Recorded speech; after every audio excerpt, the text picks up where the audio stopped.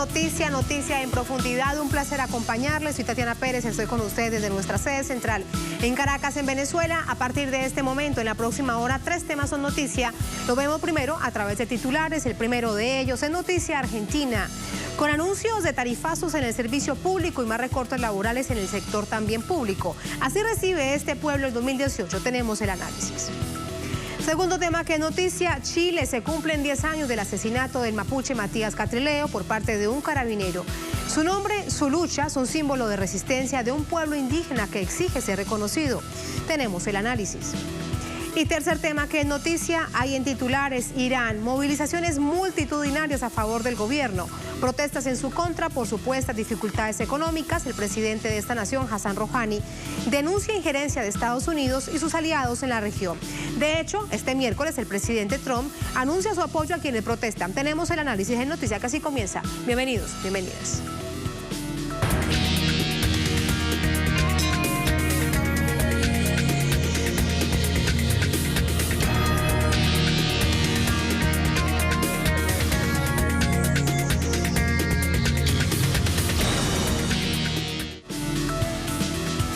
En noticia argentina, la nación recibe el 2018 con nuevos tarifazos en servicios esenciales. Este miércoles el anuncio de un incremento de entre 25 y 50% de las tarifas de transporte público en la ciudad de Buenos Aires y su cinturón urbano recibió el pueblo. Una medida que afectará a más de 13 millones de personas. El incremento que entrará en vigencia el 1 de febrero se suma a medidas como el aumento en los precios del combustible que se espera sea anunciado en los próximos días. El ministro de Transporte, Guillermo Dietrich, definió la decisión como un cambio estructural del sistema, al informar que habrá descuentos sobre la tarifa plena para los usuarios que tomen combinaciones. Simultáneamente, el presidente Macri lleva adelante una oleada de recortes y despidos masivos en los medios de comunicación del Estado. Este miércoles, trabajadores de la Radio Nacional denunciaron que al momento de fichar su ingreso a la planta es cuando se enteran si fueron despedidos o no. Los comunicadores denuncian un intento de vaciamiento por parte del gobierno y advierten que el plan incluye además jubilaciones anticipadas y retiros voluntarios. Por ello, en Asamblea de Trabajadores resolvieron iniciar un paro. Según el Centro de Economía Política Argentina, la nación austral contabilizó 3.346 despidos y suspensiones solo en diciembre de 2017, mientras que el año anterior la cifra llegó a 9.488 el mismo mes. La pasada semana, el Gabinete Económico anunció cambios en las metas de inflación para el presente año que los analistas estiman en torno al 20%. Más información a esta hora de la noche con Edgardo Esteban desde Buenos Aires. Edgardo, primero preguntarte, esa llamada actualización sobre la que ha dicho el gobierno durante esta jornada, ¿para qué servirá? ¿Han dicho por lo menos para qué? Tatiana, te saludamos a toda la audiencia de Telesur. Y todo lo que dice el gobierno queda siempre en una nebulosa y en el pasado automáticamente a partir de que anuncian una medida y después cambia totalmente 24 horas después. Las pautas que tenían de metas a nivel de inflación para este año era de un 10%, lo anunciaron hasta que se aprobó el presupuesto nacional por parte del Congreso, donde ahí ya se trabajaba sobre esa pauta, el 10%. 24 horas después, una conferencia de prensa la semana pasada anunciando que ya las perspectivas de inflación iban a ser rondando el 15%, ya un 50% más de lo que ellos tienen ya aprobado en el presupuesto nacional. Ahora, el incremento de transporte que se esperaba, que va a haber 3 aumentos en este primer semestre del año, es decir, en febrero, en abril y en junio, hablamos de entre un 30 y un 50%, pero las perspectivas son que llegue a un 130% en diciembre próximo. Quiere decir que las pautas de inflación con relación solamente al incremento de transporte no se están cumpliendo. Pero lo cierto es que a partir de este segundo día hábil del año ya incrementó lo que es la luz, el gas, los peajes, las prepagas, los celulares, todo lo que tenga que ver con el alimento. Recién escuchábamos también, se habla de un 5% en las próximas horas en el combustible, los taxis, los estacionamientos. Es decir, que está tocando no solamente a los actores que menos tienen, sino también algo que le está preocupando y mucho al gobierno y que pasó con las movilizaciones de los cacerolazos que hubo durante el debate de la ley de reforma previsional, que es la clase media, porque ahí también empieza a notarse la queja, el enojo, el reclamo, una situación compleja, difícil y que marca una perspectiva de que las pautas a nivel económico no se van a cumplir. Hoy hablábamos de los despidos recién en el informe sobre Radio Nacional. Pero lo cierto es que hoy estaba haciendo la suma de los despidos que ha tenido en lo que es en las últimas horas los empleados públicos en el gobierno de Mauricio Macri, son más de 3.000. Solamente en fabricaciones militares 368 despidos, en el Ministerio de Defensa 70, en el SENASA 130, en el Ministerio de Energía 140 despidos, en la televisión digital abierta 180 despidos, en municipios que pertenecen también al partido de Mauricio Macri, a Cambiemos, en Morón hubo 500 despidos, en Quilmes 500 despidos, en 3 de febrero 400 despidos, en el Centro Cultural Néstor Kirchner 30 despidos. Quiere decir que las perspectivas de despidos también se marca proporcionalmente a la crisis económica y ellos atacan o cortan por lo más débil, por los trabajadores, por los jubilados, por el tema de la reforma ahora que se plantea también a nivel laboral. Ahora, los logros obtenidos a nivel de las grandes producciones en la soja, se le sigue bajando la retención justamente a las exportaciones de los sojeros, de aquellos que están ganando mucho dinero, que han hecho muy buenos negocios, también en lo que es la timba financiera, como se dice en Argentina, esa especulación que hay en los bancos donde se pagan numerosos números a nivel de lo que son los intereses. En ese lugar no se toca ningún tipo de estructura a nivel de sacarle dinero a esos poderosos o a los empresarios que también son aliados del gobierno. Sí, a los sectores que menos tienen, y esta inercia de ahora también tener que pagar el transporte público de pasajeros, trenes, metro y buses a partir del 1 de febrero, que es un incremento importante para el bolsillo de los que menos tienen y que tienen que justamente ir a trabajar para llegar a fin de mes y poder llevar el pan a su casa todos los días. Así comienza este 2018, complejísimo panorama en Argentina, tal como lo vimos en 2017. Edgardo Gracia, buenas noches. Muy buenas noches. Vamos de inmediato con el análisis. Nos acompaña Hernán Lecher, él es economista, investigador, director del Centro de Economía Política de Argentina, CEPA. Hernán, buenas noches, bienvenido. ¿Cómo estás? Buenas noches. Gracias por acompañarnos. Hemos revisado atentamente el balance de despidos en materia de sector público, sector privado en diciembre de este año. ¿Se compara de alguna manera con el del 2016 o vemos que la relación es muy similar? Tienen la misma tendencia. Naturalmente este diciembre hubo menos despidos, pero quizás el dato característico, un poco Edgardo Esteban lo mencionaba recién, es que en los 2 diciembres el aumento, la cantidad de despidos del sector público fue realmente muy significativa. Ustedes hablaban 3.346 casos en el mes de diciembre, de esos casi 2.000 representan el sector público. Recién Edgardo hablaba de algunos más, porque efectivamente en el día de ayer hemos tenido despidos que tienen que ver con el fin de las contrataciones sobre todo, pero bueno, fueron anunciados en el día de ayer, 130 en el caso de SENASA, varios municipios, en general impulsados desde el Ejecutivo Nacional y en los niveles subnacionales desde la provincia de Buenos Aires, provincia dirigida aquí por Vidal, también del partido de Cambiemos, y esto también ha sido un dato característico. ¿Qué ha pasado en el diciembre de 2016? Bueno, los despidos en el sector público habilitaron de alguna manera los despidos posteriormente del sector privado y da la impresión que vamos a recorrer el mismo camino. La cantidad de despidos que ha habido en este diciembre empiezan a vislumbrar, a aparecer despidos en el sector privado que no se han cortado en ningún momento, sobre todo en el sector industrial, pero que da la impresión que van a reflorecer lamentablemente en este primer trimestre. Sectores estamos hablando, Hernán, en lo privado. ¿Cómo? ¿De qué sectores en los privados se ven más afectados en este balance que haces? ¿Dónde se ve el mayor nivel de incidencia? No, en el sector industrial claramente. La Argentina ha tenido en los últimos 2 años aproximadamente 65.000 despidos en el sector industrial. No hay mes que no haya habido despidos, en una caída, en una pendiente negativa fenomenal. El resto de los sectores ha habido o han tenido meses positivos y meses negativos. Dentro del sector industrial, claramente algunos sectores han sido particularmente afectados, el sector textil, la metalúrgica, aquellos que se han visto sobre todo por el aumento de las tarifas, que recién estábamos hablando también, y estaban hablando ustedes en el programa, aquellos sectores que tienen o que consumen energía de manera intensiva o gas de manera intensiva, aquellos sectores que venden en el mercado interno por la caída del salario real y además porque les ha afectado la apertura importadora de nuestro país, y finalmente creo que a todos los sectores lo que tiene que ver con el costo del financiamiento. Recién Edgardo mencionaba el costo o el negocio financiero que ha habido aquí y que existe aún hoy en la Argentina, sobre todo con la tasa del EVAC, que está muy por encima del valor de la inflación, incluso de la inflación estimada y con todas las correcciones que ha hecho el gobierno,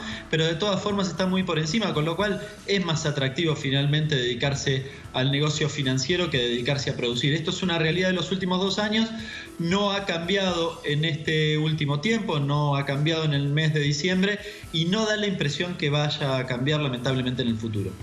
Ese es el mismo panorama entonces para este año que apenas comienza. Ahora, Hernán, el gobierno a través de sus ministros, cuando hacen este tipo de anuncios, dicen que se trata de una actualización, dicen también que es necesario, que esto va a derivar en obras de infraestructura. ¿Esto crees que realmente será así? Por ejemplo, para la provincia de Buenos Aires veremos unas mejores obras de infraestructura en términos de transporte, ¿o esto es lo que se dice pero resulta no ser así? Mira, lo que ha pasado en el mes de diciembre, por ejemplo, es que ha habido una cantidad muy significativa de cortes de luz, que también desde hace 2 años este proceso de aumento de las tarifas se produce desde el 10 de diciembre de 2015 en adelante, y la excusa había sido recortar subsidios, pero además mantener los márgenes de rentabilidad de las empresas para que éstas hicieran inversiones que evidentemente no hicieron, y se ha notado, se ha percibido en el último diciembre con los días de calor que ha sufrido nuestro país. Te repaso algunas cuestiones. Aumento de electricidad hubo en el mes de diciembre, hay nuevamente en febrero, entre febrero y abril, un aumento de al menos 25%, hablo del 2018 naturalmente. El gas, probablemente en abril, con las nuevas audiencias también vuelvan a aumentar, aumentaron en el mes de diciembre 58%, el impuesto inmobiliario, casualmente de la provincia de Buenos Aires, 56%, todo por encima, como verás, muy por encima de la inflación. Naturalmente lo que tiene que ver con las naftas, que se espera que en estos días vuelva a aumentar 6%. ¿Qué ha pasado? El gobierno ha desregulado todo lo que tiene que ver con los hidrocarburos. Se modifica el tipo de cambio. Ustedes saben que en estos últimos días ha habido una devaluación de aproximadamente el 10% en la Argentina. Bueno, eso impacta naturalmente en los precios también, pero particularmente en las naftas. El transporte que ustedes mencionaban también, un 67% de aumento, engañoso diría, porque es un aumento hasta... probablemente en el segundo semestre haya un nuevo aumento. El gobierno quiere duplicar el valor de las tarifas, que hoy, por ejemplo, en el caso de los colectivos es de 6 pesos, la quieren llevar a 12, la están llevando a 10 en junio, con lo cual es de esperarse que supere el 100% tal vez en diciembre. Todo esto tiene un efecto inflacionario fenomenal, afecta al bolsillo de los argentinos, los salarios, como te imaginarás, no aumentan de la misma forma. Probablemente marzo, abril, los meses de discusión paritaria central en nuestro país van a ser meses muy sensibles, porque justamente lo que ha sucedido es que no se ha recuperado en el 2017 la pérdida de poder adquisitivo del 2016, en el 2017 han salido los trabajadores registrados más o menos hechos, y lo que se vislumbra con la reforma laboral, con las paritarias en negociaciones hacia la baja, y sobre todo con estos aumentos de tarifa y servicios y del resto de los productos, porque naturalmente impacta sobre el resto de los productos, es paritarias que difícilmente logren sostener el poder adquisitivo de los trabajadores. Y en últimas, el objetivo central del gobierno, entonces, ¿cómo lo entendemos? Te lo pregunto brevemente. ¿Reducir al Estado, darle todo este poder a la empresa privada? A ver si logramos entender hasta dónde es que pretende llegar el gobierno de Mauricio Macri. No, claramente el objetivo es transferir ingresos de un sector a otro. Pongo algunos ejemplos. Desde el 1 de enero, casualmente, se implementa un decreto que firmó el propio Macri a mediados del año pasado, que elimina el 0,5% de las retenciones a la soja mensualmente. Claro, naturalmente los que exportan soja son un grupo reducido, un puñado de 5 o 10 exportadores, grandes exportadores de soja, que se ven profundamente beneficiados. Como contrapartida, el manotazo en el bolsillo de los jubilados o de los beneficiarios de la asignación. Este es un proceso que se ve todo el tiempo. En la discusión de la reforma impositiva de hace unos días atrás, lo mismo, la reducción de 10 puntos en lo que tiene que ver con el impuesto a las ganancias, una alícuota del 35 que baja al 25, la reducción del impuesto a los bienes personales que ya se había implementado en lo que se llamó reparación histórica a mediados del año pasado. En la misma reforma impositiva se incluye la posibilidad del pago a cuenta del impuesto a los créditos y débitos, mal llamado impuesto al cheque, que también es un beneficio que se da solo a las empresas grandes porque las pymes ya lo tenían, con lo cual, hay una tendencia muy clara a favorecer a las grandes empresas, al sector económico concentrado en la Argentina, en detrimento de las mayorías populares. Insisto, como con todo lo que tiene que ver con la quita de subsidios que afecta a las mayorías populares en nuestro país en general, lo que tiene que ver con el transporte. Te imaginarás que el transporte público son los sectores menos beneficiados en materia económica y son los más afectados en materia económica a la vez, con lo cual está muy claro el camino que quiere recorrer el gobierno. Saca de un lado, pone en el otro, no se equivoca nunca, diría, porque siempre le pide esfuerzo a los mismos, a los trabajadores, a los jubilados, a las mayorías populares en su conjunto, y no solo no le pide esfuerzo, sino que le transfiere constantemente a los sectores concentrados de la economía en nuestro país. Y todo el golpe se lo lleva al bolsillo de los trabajadores y los más vulnerables. Hernán, gracias por este análisis. Muy buenas noches. Te deseamos un feliz 2018 y un abrazo muy grande desde Telesur. Un gran abrazo para ustedes. Muchísimas gracias. Y a manera de resumen tenemos más hechos de los que ha registrado nuestra pantalla y que son la noticia en esta nación suramericana. Aquí lo tenemos en nuestra mesa. Gobierno argentino reduce devolución del IVA para jubilados. Lo ampliamos para ustedes. En el presupuesto del 2018 se redujo la meta para el programa que beneficia a pensionados y jubilados, que ahora pasa a 4.775 millones de pesos. Estamos hablando en moneda local. El gobierno argentino ataca de nuevo a los jubilados con sus medidas económicas, con una reducción de la meta para el programa de devolución de IVA en un 72%, a diferencia de 2017. Ahí la información ustedes la encuentran en www.telesurtv.net. Así nos vamos a la primera pausa en Es Noticia. Al volver en Noticia Chile, se cumplen 10 años del asesinato del mapuche Matías Catrileo por parte de un carabinero.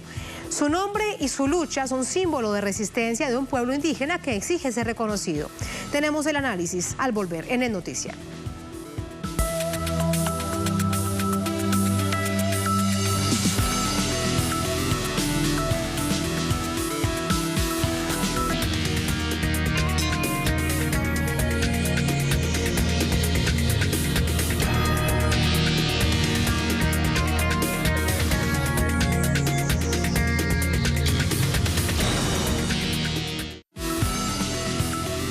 En Noticia Chile, a 10 años de la muerte de Matías Catrileo, el pueblo mapuche, acusado históricamente de terrorista por el gobierno, continúa exigiendo la recuperación de sus tierras. El rostro del dirigente asesinado por un carabinero se ha convertido hoy en la insignia de una lucha por el reconocimiento de su identidad cultural y sus derechos. Tenemos detalles. Las manifestaciones en apoyo a los derechos del pueblo mapuche son contestadas con represión y violencia. Aunque son la etnia más numerosa de Chile, no son reconocidos por el Estado. Han sido víctimas de persecuciones, encarcelamientos y procedimientos judiciales sustentados por la ley antiterrorista creada en 1984 bajo la dictadura militar con el fin de silenciar a los protestantes. Matías Catrileo, de 23 años de edad y estudiante de agronomía en la Universidad de la Frontera, fue una de las víctimas del conflicto. Asesinado el 3 de enero de 2008 por las Fuerzas Armadas durante una manifestación por la recuperación de sus tierras. Actualmente los territorios que originaron la revuelta son ocupados por adineradas familias de origen colono, así como empresas hidroeléctricas y forestales. La inacción gubernamental es una realidad a la que se enfrentan las comunidades indígenas de Chile. Durante la reciente campaña presidencial, ningún candidato dio muestras de que el tema mapuche fuera de su interés. Los mapuches no solo fueron despojados de sus terrenos, sino de su cultura. Más allá de espacios físicos, perdieron tierras con significación histórica, ancestral y religiosa. Las comunidades se vieron forzadas a vivir lejos de sus tradiciones, lo que produjo una crisis interna y el creciente empobrecimiento de su sociedad.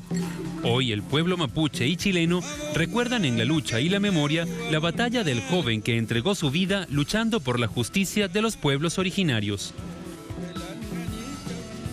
Y a 10 años del asesinato de Matías Catrileo, ¿qué dice su familia? De esto le preguntamos de inmediato a Francisca Castillo, nuestra corresponsal permanente de Santiago. Francisca, buenas noches, adelante. Buenas noches, Tatiana, y bueno, tal como lo anunciaban, hoy se cumplen 10 años de la muerte del joven mapuche Matías Catrileo, quien fue asesinado por manos de carabineros un 3 de enero del año 2008. A partir de ese momento se ha convertido en símbolo de resistencia y de recuperación de tierras, porque recordemos que Matías Catrileo en ese minuto participaba de un proceso pacífico de recuperación de tierras en el Fundo Santa Margarita, que pertenece actualmente a la familia de latifundistas Luxinger y que se ubica en la región de la Araucanía. Recordar también, y que ha sido parte de las palabras que ha anunciado la hermana de Matías Catrileo en esta conmemoración, es que ese crimen sigue en impunidad, puesto que la condena que recibió el carabinero que asesinó a Matías Catrileo fue de 3 años y 1 día de libertad vigilada. Por lo tanto, no hubo una condena con cárcel para este carabinero. Y también ha sido la tónica de las palabras de los líderes de la coordinadora Arauco Malleco, quien los últimos días han sacado un video que también hemos podido ver por las pantallas de Telesur, donde han señalado este proceso que vivieron junto a Matías Catrileo el día de su asesinato, quienes estuvieron acompañándolo, otros líderes de la coordinadora, y que también este asesinato se convirtió en un símbolo de reivindicaciones y que sin duda pertenecía a una lucha para frenar los procesos capitalistas contra el pueblo mapuche acá en Chile, específicamente en la región de la Araucanía, y que ha sido de la tónica también de hacer frente a un Estado opresor que ha respondido para esta resolución de conflictos con el pueblo mapuche con mucha represión y criminalización a este pueblo originario, y que también fue la tónica de lo que pudimos ver en los debates presidenciales en los últimos meses, donde la clase política del país no se refiere a la actual militarización de la zona de la Araucanía, sino que simplemente han calificado estos procesos de carácter terrorista, criminalizando a los comuneros y comuneras que han sido judicializados en los últimos meses, tal como también lo pudimos ver con el caso de los comuneros imputados por el caso Luxinger Macay, y que también ha sido la tónica, por ejemplo, de las palabras y el tema discursivo del presidente electo Sebastián Piñera, quien si bien ha impulsado el llamado Plan Araucanía, que pretende convocar a la paz social mediante el diálogo entre el Estado, la sociedad civil, ciudadano y por supuesto el pueblo mapuche, la tónica o el foco de sus palabras y su discurso durante su primer gobierno y durante también este proceso electoral ha sido seguir impulsando la aplicación de la ley antiterrorista y de seguir modernizando a las policías de la zona para que puedan hacer cumplir la ley, según sus palabras, con mayor profesionalismo y condenar los delitos terroristas en la zona. Recordar también que Sebastián Piñera fue electo en la región de la Araucanía con una alta votación, pero esto responde sin duda a sus vínculos con los latifundistas de la zona, lo que sin duda lo deja en un margen muy estrecho de acción para la resolución de los conflictos y el entendimiento con el pueblo mapuche, pero sin duda el movimiento mapuche no es partidario de la gestión del presidente electo Sebastián Piñera, tal como lo declararon los líderes de la coordinadora Arauco Malleco político a través de sus palabras, donde señalan que esto también es una lucha contra el neoliberalismo, y el presidente electo Sebastián Piñera es sin duda un símbolo del neoliberalismo acá en Chile. Una conmemoración que sin duda se da en medio de la contingencia respecto a diferentes procesos judiciales que están viviendo comuneros mapuches, tal como mencionaba anteriormente, con el caso del asesinato del matrimonio Luxinger-Macay. Los comuneros que fueron absueltos nuevamente vivirán un juicio luego que la Corte de Apelaciones decidiera anular esta sentencia absolutoria, por lo que el juicio se volverá a repetir, comenzará a principios de febrero y sin duda traerá varias repercusiones para lo que han sido las relaciones entre el pueblo mapuche y el Estado de Chile. Seguiremos atentos mucho a cómo continúa ese proceso y también a lo que se va a dar en los próximos días con la visita del Papa Francisco a la región de la Araucanía, y vamos a ver si es que de los derechos de los pueblos originarios en Chile. Es cierto, Francisca, hay que estar muy pendientes si hay algún pronunciamiento de manera oficial, de una manera pública por parte del jerarca de la Iglesia Católica, el Papa Francisco, y muy pendientes de todo ello. Es información que nos entregas para ir de inmediato con el análisis. Francisca, gracias, muy buenas noches. Vamos a conversar ahora con Fernando Pairicán. Él es historiador, investigador, escritor mapuche, nos acompaña también desde Chile. Hola, Fernando, muy buenas noches, bienvenido a Es Noticia de Telesur. Hola, muy buenas noches. Para ustedes, ¿cómo se vive este día? ¿Cuáles son sus reflexiones? ¿Cuáles son sus expresiones con respecto a 10 años después del asesinato de Matías Catrileo? Una década de conmemoración en la memoria, pero también en la resistencia de parte de las personas que militaron con Matías Catrileo en las organizaciones políticas, y también de personas, otras personas mapuches y no mapuches, que consideran a Matías como una persona emblemática de este proceso de emergencia indígena a nivel latinoamericano y en Chile en particular. Usted nos habla precisamente de una década. ¿Qué ha sucedido después del asesinato de Matías Catrileo? ¿Hay el fortalecimiento de distintos gobiernos en torno a una ley antiterrorista? Hay particularmente un gobierno desde la extrema derecha como el de Sebastián Piñera, que ahora de nuevo regresa en un proceso de elecciones y que gana de manera amplia, sobre todo en la región de la Araucanía.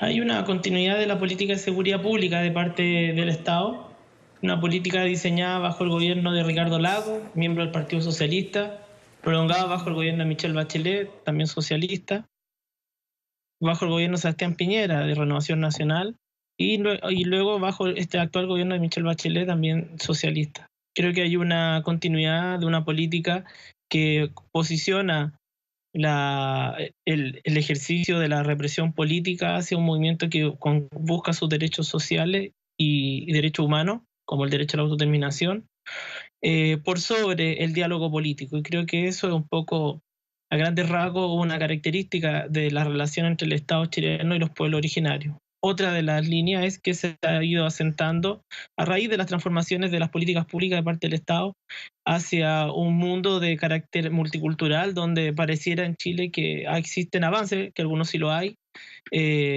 pero económicamente el pueblo mapuche sigue siendo uno de los pueblos originarios más pobres dentro de la comunidad imaginada, en la cual está muy insertado a la fuerza luego de la ocupación de la Araucanía a fines de la década del siglo XIX. Esto que usted dice realmente es muy interesante porque toda lucha se ha hecho visible. De hecho, mire usted, en Telesur es un tema recurrente hablar de la lucha mapuche, de la lucha de este pueblo ancestral. Y vemos también muchos otros movimientos, organizaciones que los acompañan en Chile. Pero ¿por qué el núcleo fuerte de la clase política mantiene esta postura? Yo creo que gran parte de América Latina responde a perspectivas raciales sobre los pueblos originarios, también hacia los pueblos afrodescendientes. Entonces creo que la política chilena, la élite chilena, sigue reproduciendo perspectivas raciales en la cual no ve a los pueblos originarios como sujetos de derechos, sino que los ve como agentes que deben estar en un espacio de subalternidad a la chilenidad, a la argentinidad o a la bolivianidad, peruanidad, no sé, es una perspectiva criolla. Creo que lo que pasa en Chile es de alguna manera no es extraño tampoco a lo que pasa en América Latina. ¿Cuál es la diferencia? En que a lo mejor América Latina ha respondido con algunos avances políticos en incorporar como sujeto de derecho a los pueblos a los pueblos indígenas y afrodescendientes. Pero Chile, a nivel latinoamericano, es uno de los países más retrasados en materia indígena.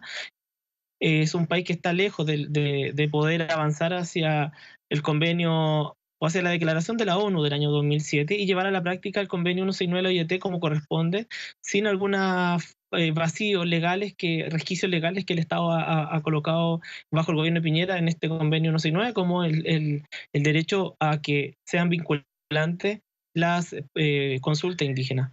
Sí, Creo que eso hace un poco que Chile sea un país bastante distinto a América Latina en la relación con los pueblos originarios. ahí hay una de las razones. Ahora, quiero preguntarte acerca de la nueva conformación política dentro del Congreso Nacional. ¿Existe alguna posibilidad de encontrar allí un camino distinto al anterior para la reivindicación de los derechos del pueblo mapuche? Hay incorporación de una tendencia joven dentro del Parlamento, que son las personas representantes del Frente Amplio, que posiciona una voz tal vez nueva, una generación nueva, que yo creo que además por un tema de edad están más cercanos a los planteamientos del movimiento mapuche, porque son temporalmente.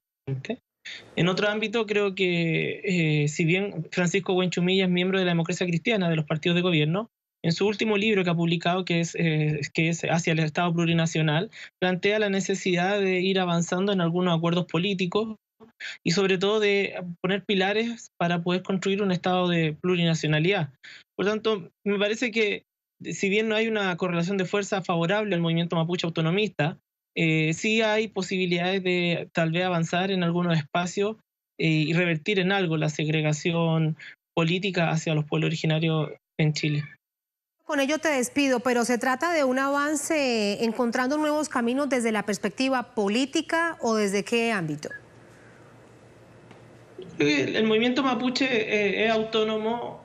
La característica del movimiento es que nació afuera del Estado, que nació como una voz paralela a la clase gobernante y a los partidos políticos tradicionales en Chile. Y esa independencia creo que ha sido una fortaleza para el movimiento mapuche. Lo que te planteo es que hay un cambio generacional en la política chilena en algunos componentes, ¿cierto? Que hace que sean posibles voces disidentes a la política tradicional que ha habido hacia los pueblos originarios. Tienen mayor conciencia de la vulneración a los pueblos originarios y también tienen una perspectiva de mayor concientización o de conciencia sobre los derechos que se nos han negado y a partir de los convenios internacionales que deberían ser ratificados.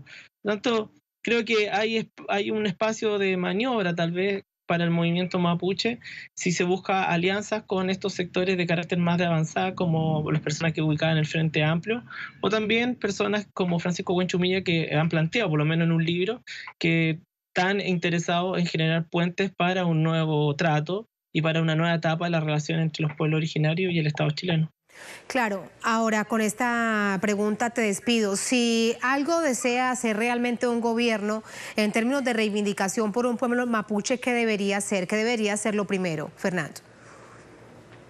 Yo creo que primero detener la política de coerción y de represión hacia las comunidades en conflicto, liberar a los presos políticos mapuche en las cárceles, evitar que la justicia en el sentido de la persecución sea el mecanismo para afrontar las demandas por tierra, y de ese plano generar una política de paz en el sentido amplio del concepto, en la cual podamos conversar sobre perspectivas fundamentales como la devolución del territorio mapuche, de un porcentaje importante de esas tierras que fueron arrebatadas luego de la ocupación de la Araucanía en 1883 y después de compras fraudulentas de parte de criollos y personas colonas que llegaron a habitar durante la primera etapa del siglo XX y los despojos territoriales que se han venido generando después.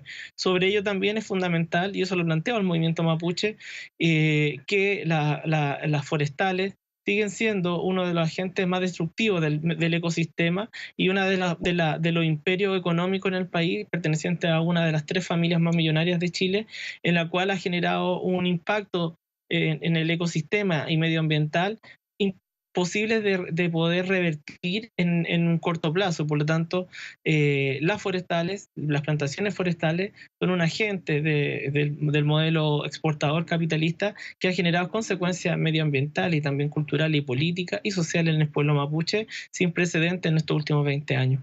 Realmente son muchas las cosas por hacer si hay un gobierno que realmente desea trabajar de la mano del pueblo mapuche. Fernando, pues muchas gracias por ese análisis. Buenas noches.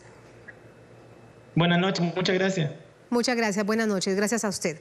Muy bien, así nos vamos a la última pausa, pero antes de irnos al regreso, quiero compartir con ustedes esta información que la tenemos aquí en nuestra mesa. Esa manera de resumen, para que ustedes lo revisen también de manera atenta si lo desean. 10 años y Matías Catrileo, el joven mapuche asesinado por el Estado chileno. Tenemos su fotografía y recordamos.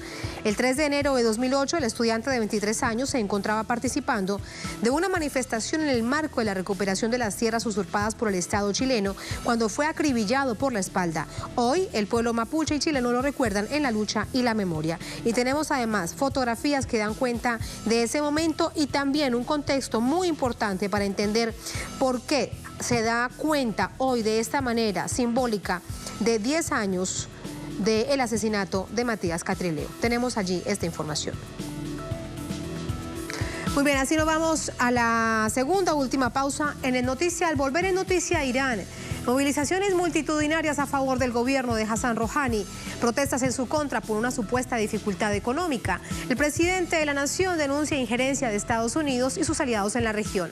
De hecho, este miércoles, esta jornada, el presidente de Estados Unidos, Donald Trump, anuncia su apoyo a quienes protestan. Tenemos el análisis al volver en el Noticia.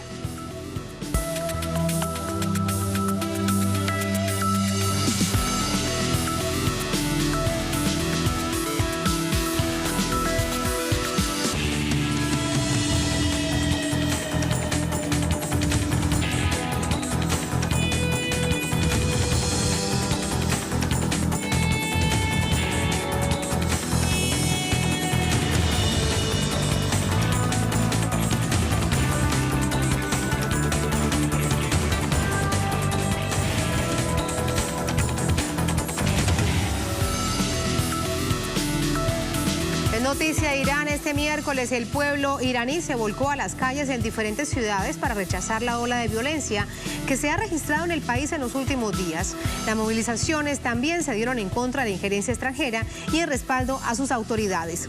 Así nos vamos de inmediato con el análisis. Saludamos al doctor Iñaki Gil de San Vicente, analista internacional, intelectual vasco. Iñaki, buenas noches, un placer, ¿cómo está? Buenas noches, muy bien. Decíamos que esta jornada hemos visto movilizaciones multitudinarias en contra de la violencia. Ayúdanos a entender, comenzando desde esta coyuntura, desde esta jornada hacia atrás, qué es lo que está pasando en Irán. Bueno, en Irán está pasando lo que ya hemos estado comentando otras veces sobre la segunda fase de la política norteamericana, de la política israelí y la política de Arabia Saudí para resarcirse de la derrota que han sufrido en Siria, la derrota que han sufrido en Líbano, la derrota que están sufriendo en Yemen, el fracaso de su política contra Qatar, etcétera, ¿no? Inmediatamente han pasado a una segunda fase y esta fase ya es cuanto antes destrozar Irán para impedir que la política de recuperación económica que estaba teniendo Irán desde enero del 2016 se profundizara. Nada más terminarse o emblandecerse o reducirse un poco el cerco económico durísimo que estaba sufriendo Irán desde 1979, más la guerra de agresión de Irak de 8 años, más un montón de cosas que no podemos extendernos ahora, sobre todo endurecidas desde el 2001, cuando a Irán se le introdujo en el eje del mal por parte de Estados Unidos. La política de Rouhani hizo que a partir de enero del 2016 la economía empezara a recuperarse, ¿no?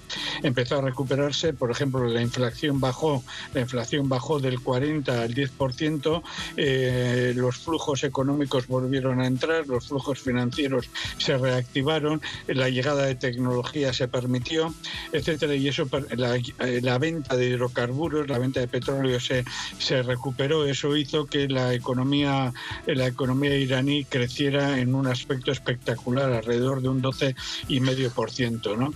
En esta situación, la derrota de Estados Unidos e Israel y Arabia Saudí en Siria, y lo que explicaba antes, indican que el imperialismo no podía esperar más tiempo y tenía que azuzar una de las dos consecuencias muy claras que había, y es que el cerco económico que está padeciendo Irán, que viene desde 1979, y eso hay que decirlo, este cerco económico está haciendo, en fin, una situación interna un poco dura para algunos sectores sociales, ¿no? Y la política de provocación ha incidido sobre esos sectores sociales, especialmente sobre las ciudades de religión suní, aunque la mayoría de Irán es chiita, hay ciudades de religión suní, ¿no? Esto explica, por una parte, que existía un pequeño caldo de provocación por parte del imperialismo. Y luego el otro factor, y concluyo con esto, el otro factor, el terrorismo suní, el terrorismo dirigido por Estados Unidos y por Arabia Saudí, que desde el año 2010 golpea a Irán, desde el año 2016 lo ha golpeado con mucha fuerza, desde el año 2017 lo ha golpeado con mucha fuerza, pese precisamente a la capacidad de control del gobierno iraní. Esto explica la situación actual. Sobre las protestas que comenzaban hace ya aproximadamente una semana, ¿hubo algún nivel de espontaneidad o tú crees, por esto que me estás diciendo, que todo estuvo planeado? Yo creo que hay un contenido pequeño de malestar social por las razones que he explicado.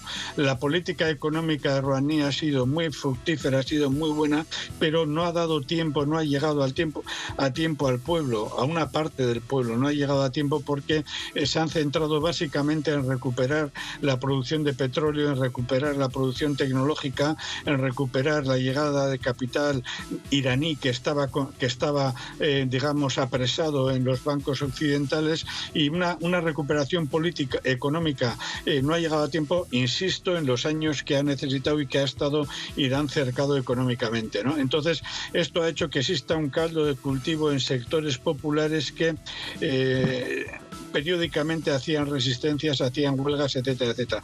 Pero este caldo de cultivo, como en otros muchos sitios, ha sido azuzado por el exterior, por el imperialismo. Y aquí está el punto clave. De hecho, estas movilizaciones espontáneas, en una parte espontáneas, se han parado muy rápidamente. No han sido las movilizaciones del año 2009. Han sido movilizaciones muy infladas por la prensa imperialista, por la prensa occidental. Han sido movilizaciones exageradamente, artificialmente infladas por la prensa internacional, por los sistemas de control telemático, de control de lo que llaman los medios sociales, las redes sociales, muchas de las cuales, la mayoría, están controladas y pertenecen a agencias imperialistas, y ha habido un sobredimensionamiento. Cuando ese sobredimensionamiento se ha reducido es cuando estamos viendo que realmente estas movilizaciones han sido menores que las del año 2009, ¿no? Y por ahora yo pienso que la ofensiva imperialista para tensionar internamente, como tensionaron Siria, como tensionaron Libia, como han intentado tensionar Túnez, como han intentado tensionar Líbano, como han intentado tensionar Yemen, esta estrategia por ahora el sistema iraní la ha podido contener. Pero cuidado, no se van a parar ahí. Van a intentar meter la guerra como la han metido en Siria, y es lo más probable que intenten crear ejércitos de libertad, ejércitos democráticos, entre comillas, como los crearon en Siria, para crear una guerra civil en Irán. Este es el siguiente paso. Yo creo que el gobierno iraní es muy consciente de este siguiente paso. Con respecto a ese siguiente paso, tenemos entonces que hablar de lo que ha dicho durante esta jornada a través de redes sociales, y también lo que ha dicho la embajadora de Estados Unidos en Naciones Unidas, Nikki Haley, con respecto a ese apoyo a las protestas por la libertad, por la democracia. En ese tuit del presidente Donald Trump decía que acompañaba al pueblo iraní y que en próximos días se vería su apoyo. ¿Cómo lo ves? Bueno, yo lo veo precisamente como el comienzo ya, en esta segunda ofensiva del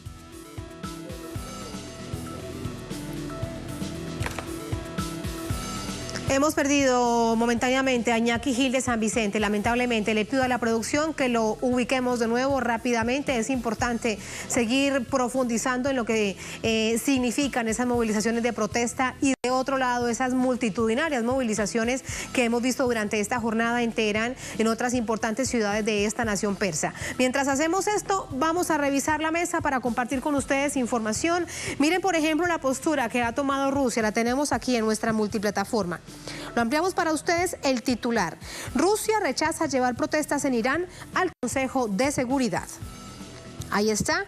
La portavoz del Ministerio de Exteriores de Rusia, María Zaharova, expresó su molestia por las intenciones de Washington de realizar una sesión urgente del Consejo de Seguridad de la ONU para tratar el tema de las recientes protestas en Irán en contra del gobierno de Rouhani. Zaharova señaló este miércoles que Estados Unidos no es el mejor país para dar ejemplos o criticar a otras naciones en lo que respecta a derechos humanos, derecho a las manifestaciones y libertad de expresión. El martes pasado, la embajadora de Estados Unidos ante la ONU, Nikki Haley, anunció que en los próximos días su país convocará reuniones de emergencia del Consejo de Seguridad y de Derechos Humanos en Ginebra para abordar la crisis interna iraní. Ahí tenemos la información.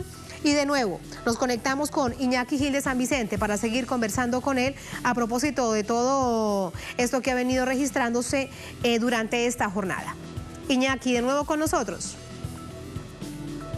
Bueno, pues lo que estábamos comentando, las declaraciones de Netanyahu, las declaraciones de Donald Trump, no son casuales. Yo pienso que corresponden a un plan previsto, tengamos en cuenta, para poner un ejemplo y sin recurrir a nuestra América, lo que está pasando ahora mismo en Honduras, por poner un caso terrible, o lo que está pasando permanentemente contra Venezuela.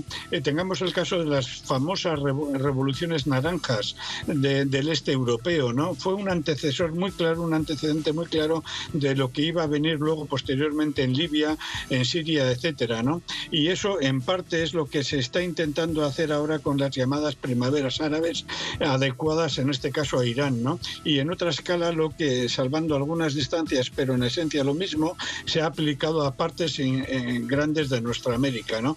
El cambio de política precisa, la multiplicación de agresiones contra Venezuela es un ejemplo. Existe una estrategia amplia, multifacética, polícroma, multitentacular contra los pueblos que se resisten al imperialismo. Y en el caso concreto de Oriente Medio, uno de los puntos centrales a destruir es Irán.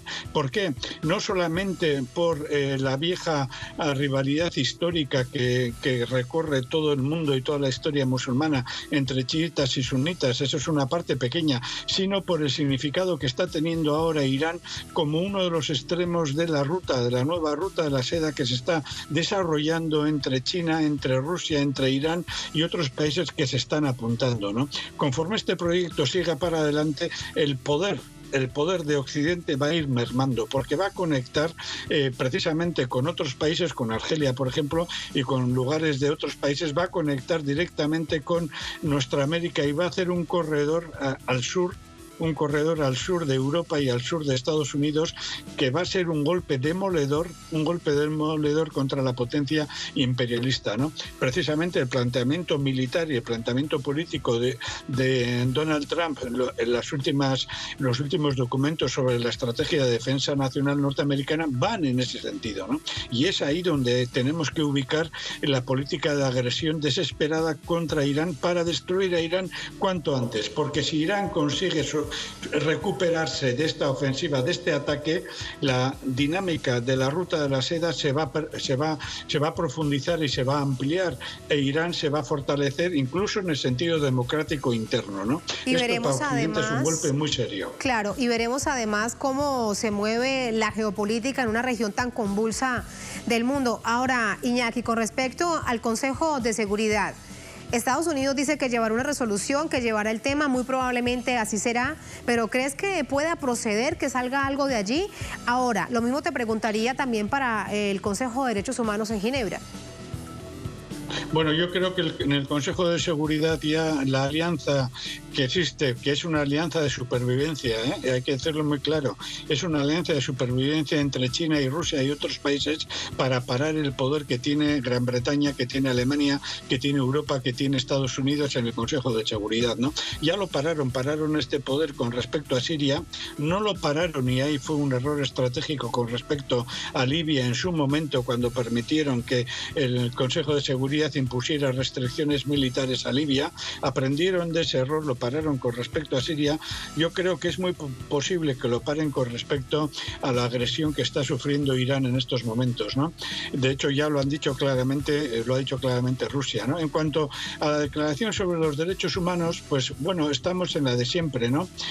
Una potencia como Estados Unidos, como Israel, como Arabia Saudí, o como es el imperialismo francés en el centro de África, o como es el imperialismo británico, por ejemplo, en las Malvinas, o en otros sitios, etcétera, o como es el ascenso del nazismo en Alemania, o el ascenso del militarismo más duro y más reaccionario en Japón, una política de derechos humanos en esos casos, lo único que implica es un cinismo impresionante. Teniendo en cuenta cómo están abandonando al pueblo de Palestina, cómo han abandonado al pueblo royaní en Birmania, al pueblo de Yemen lo han abandonado en la miseria, al pueblo saharaui lo tienen totalmente abandonado. Los derechos humanos parece que no existen para los pueblos que por diversas circunstancias históricas y geográficas viven sobre grandes recursos y grandes áreas geoestratégicas, como es el caso del norte de Birmania, como es el caso de Yemen, como es el caso de los saharauis, como es el caso de Palestina, etcétera, ¿no? Para esos países Occidente ha decidido que no existen derechos humanos, ¿no? Y Occidente ha decidido que no existen derechos humanos para Irán. Lo mismo que y en Norteamérica quiere insistir en que tampoco existen derechos humanos ni para Venezuela, ni para Honduras, ni para Guatemala, etcétera, etcétera. Los derechos humanos existen para los pueblos que luchan por ellos, no para las potencias ricas. Derechos humanos usados de manera política, como hemos visto a través de todos estos ejemplos que nos has planteado. Iñaki, gracias por este análisis profundo. Como siempre, te hemos escuchado atentamente. Te deseamos un feliz, próspero año 2018. Bueno, y que nos atienda siempre que te busquemos. Un placer. Bye. Urte berrion eta agur, gero arte. Chao, gracias. A todos ustedes, gracias también por habernos acompañado. Recuerden que esta señal informativa de América Latina no se detiene. Tenemos nueva cita mañana a las 8:30 de la noche, hora local, aquí en Telesur. Hasta la próxima. Sigan con nosotros.